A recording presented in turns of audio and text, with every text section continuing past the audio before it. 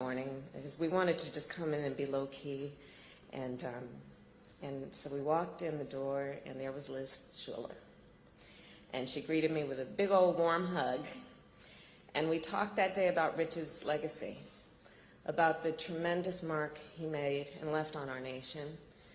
And Liz, we also talked about the future, because that's what I believe Rich would have wanted. And we talked in a way that was not only to focus on what we have achieved, but we talked about what we still have yet to do. And Liz knows what we must do. We have worked together for some time now, and I will tell you, Liz knows we must protect the rights of workers to organize and collectively bargain. She knows we must strengthen those rights. She knows we cannot let up or ever accommodate incremental progress. We must stay vigilant.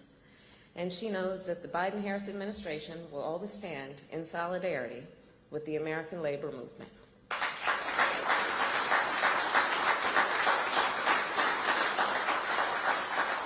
So you all know, and the President and I have been clear, we are determined and we are proud to say, perhaps sometimes with a bit of bravado, that we will be the most pro-labor union administration in America's history. And we are proud of that. We are proud of that. And it's for good reason, because we're clear. When union wages go up, everybody's wages go up. When union jobs are safer, our communities are safer. And when union members go to work, they go to work for all of us. They teach our students and care for our patients. They lay broadband lines and manufacture electric vehicles, and union members replace lead pipes.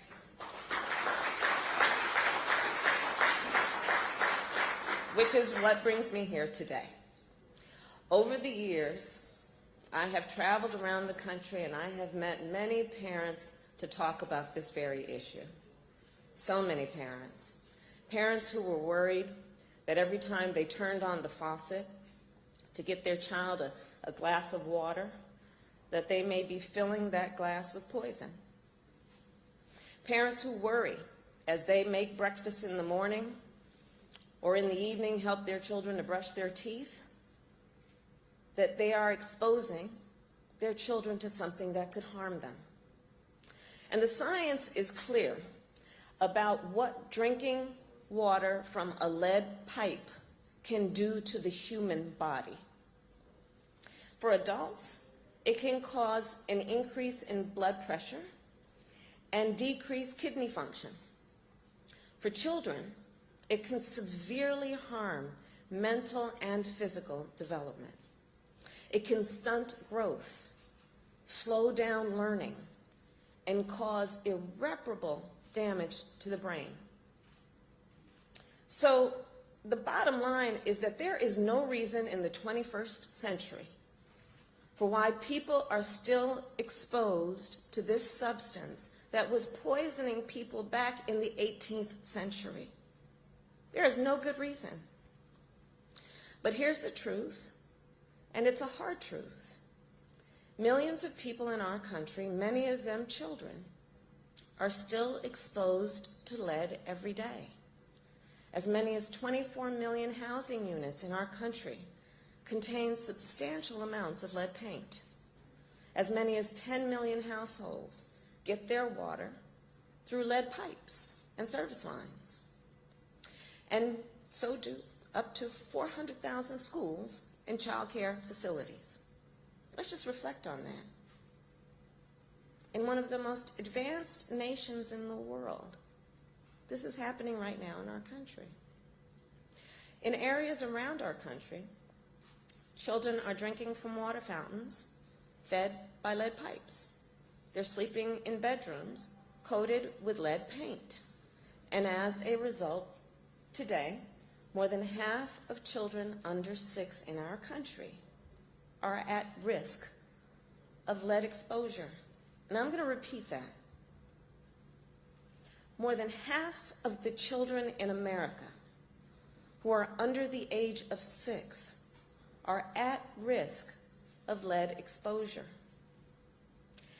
So it's not right, obviously, and we cannot let this stand any longer.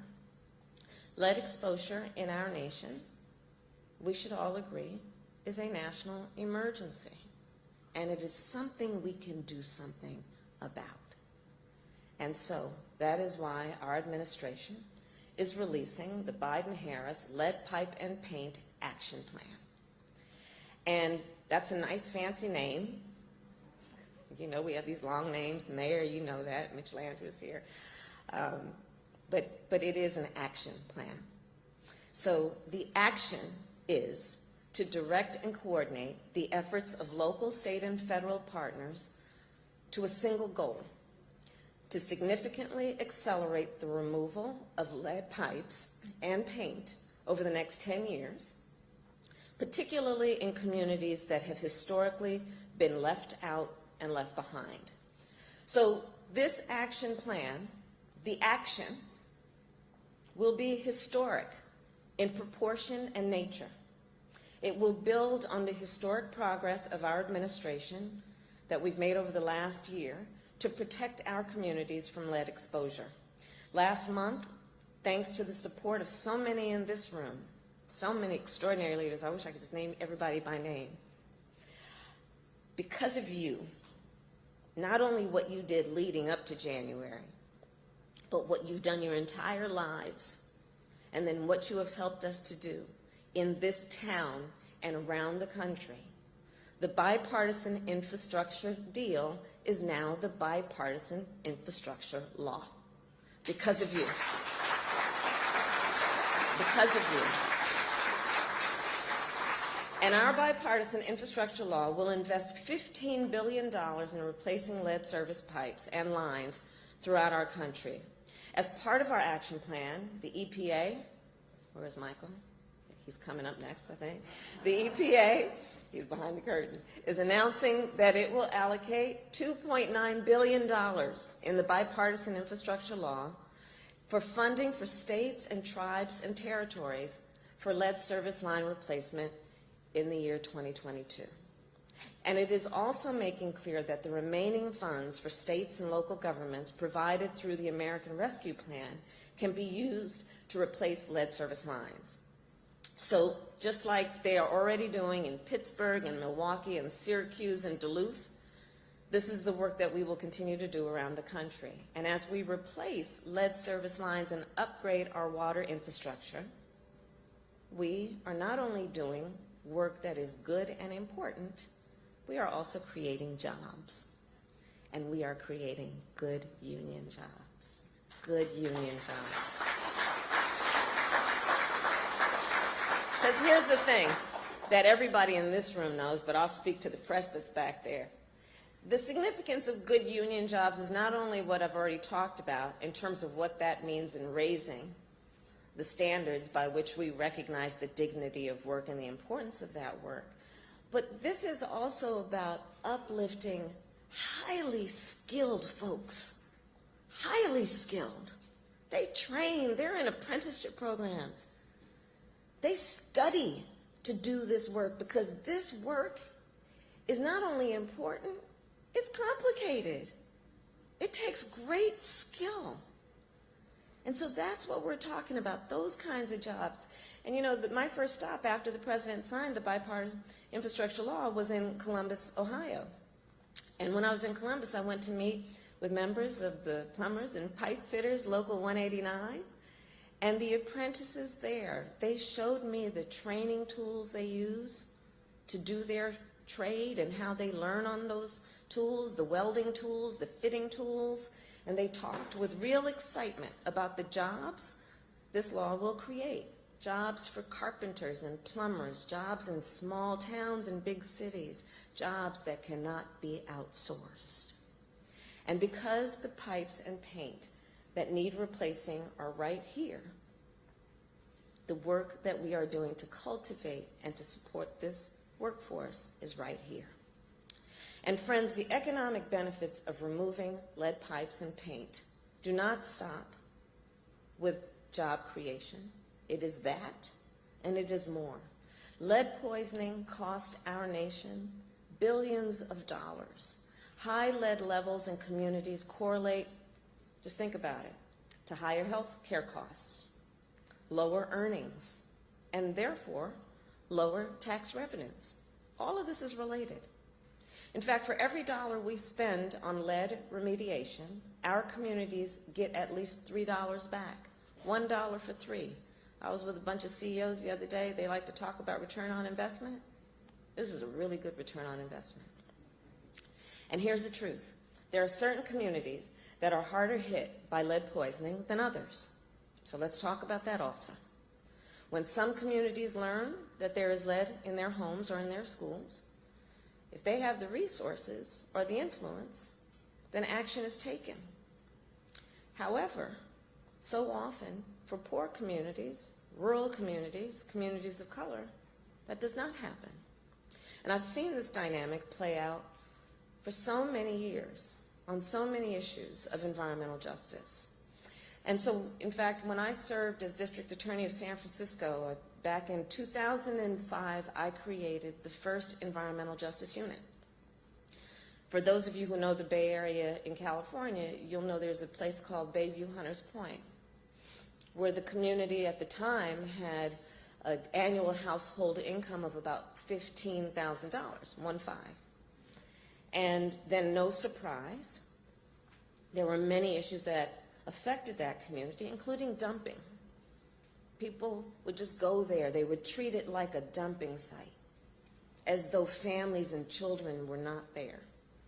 And I saw firsthand how this work that they were doing, it basically, how they became dumping grounds, how that resulted in environmental hazards and havens for pollution. And so I created the first environmental justice unit to go after polluters and to protect the health of all of our communities. Because, by the way, my approach was, some may not want to hear this, the people who are dumping in those communities need to be held accountable by a prosecutor. And so that was the work that we did many, many years ago. And then there is the work that we did most recently when I was in the U.S. Senate, knowing that children were getting sick from water that came from the tap, and that these children were often from communities that were being left behind. So we introduced legislation to put emergency funds toward the replacement of toxic drinking water infrastructure in communities that were being disproportionately harmed. Our administration, the Biden-Harris administration, is committed to investing in all communities, especially those that have long been overlooked and underserved.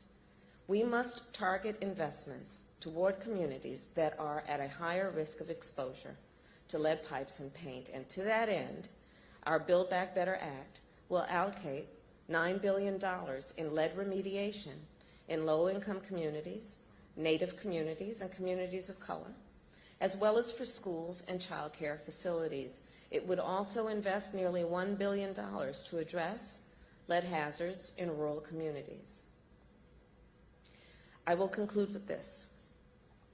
The challenge that we face is without any question great. Lead is built into our cities, it is laid under our roads, and it is installed in our homes. And that is why we decided to launch this action plan here in this House of Labor. Because unions know how to do great things. And it is right there in the original motto of the AFL-CIO, labor conquers all. So we need your help to conquer these challenges. We need your help to make millions of homes, schools, and workplaces safe for everyone. And we need your help to make sure this is the beginning of the end for lead in America. So let us get to work. Thank you all. May God bless you, and may God bless America. Thank you. Thank you.